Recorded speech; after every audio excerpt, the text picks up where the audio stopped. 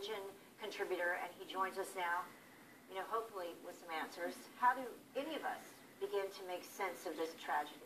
Well, if I were there, Heather, my only answer would be a hug. My only answer would be to be with those who are suffering most deeply.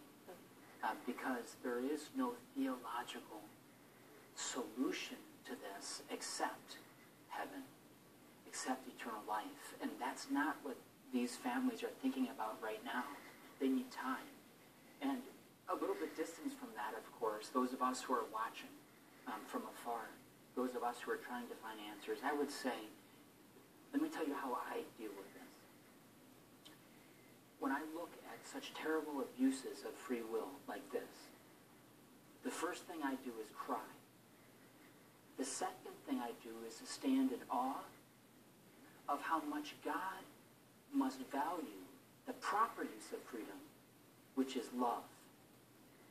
To value it so much that he would risk a very small part of the population abusing it in a way that would affect the little children, the least of these, the most loved so gravely, so deeply. And I think God is with the families right now. He was with the children when they suffered and died.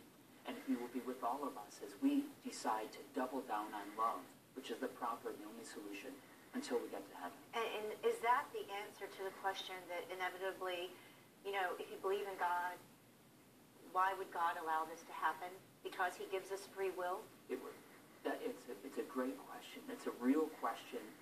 And I wish I could say there was a perfect answer. But I do believe, and from the Bible and from my own experience, that God does make us a promise. And that is, out of every single instance of suffering and evil in this world, he will bring out a greater good if we let him.